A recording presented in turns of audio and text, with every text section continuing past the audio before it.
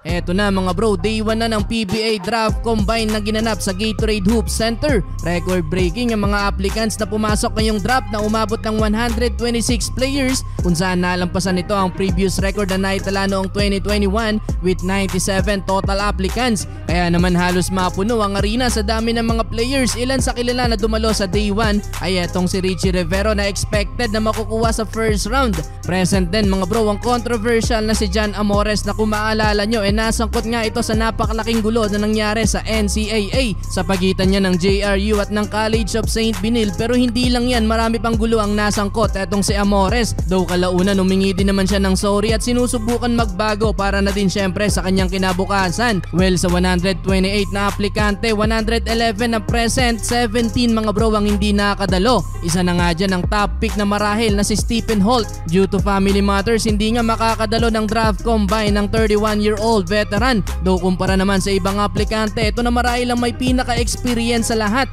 Bigumang madrap sa NBA taong 2014, nakapaglaro naman siya sa NBA Summer League kung saan nag-average siya ng 9 points, 3 rebounds, 2 assists at 1 steal sa loob yan ng 5 laro. Actually, 2 beses siyang naimbitahan ng Atlanta Hawks, pero yun nga lang hindi pa din siya nakakuha ng kontrata. Nakapaglaro na din to sa iba't ibang bansa tulad ng Germany, Australia, Slovenia at Kazakhstan. Kaya naman kung experience lang ang pag-uusapan, numero 1 na itong si Holt. At kung matatandaan nyo din mga bro na gustong gusto nitong maglaro para sa Gilas Pilipinas, kaso nga lang dahil wala siyang passport before siya mag-16, malabong mapasama siya sa national team. Maliban kay Holt, wala din sa day 1 itong si Kit Datu, Brandon Bates, Cade Flores, ex-KBL import na si Christian David at ang nagre-recover pa sa ACL injury na sila Save Rosero, BJ Andrade at Luis Villegas. Nga pala mga bro, pwede na din sanang magpa-drop ang projected number 1 pick na si Justin Baltazar, pero hindi nga to nag-submit ng kanyang application at wala ding dahilan kung bakit siya nag-skip ngayong draft. Sa inilabas na video ng PBA mga bro, sumabak sa lane agility etong si Richie Rivero at Keith Jimenez. Parang relax lang at patawa-tawa pa habang naglalateral si Richie mga bro, samantalang si Keith naman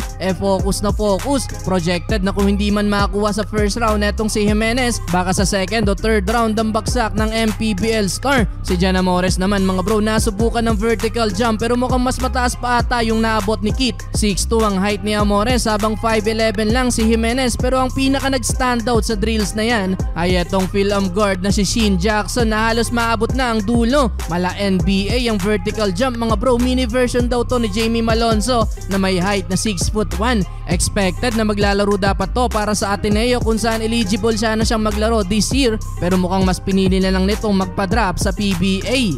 Well, hawak ng Terra Firma ang first pick, susundan ng Blackwater, Rain or Shine para sa third at fourth pick, Port sa pang-5, Phoenix sa pang-6, sumunod ng NLEX, Meralco, 9 at 10 pick para sa Converge at Northport at Terra Firma para sa 11 at 12 pick.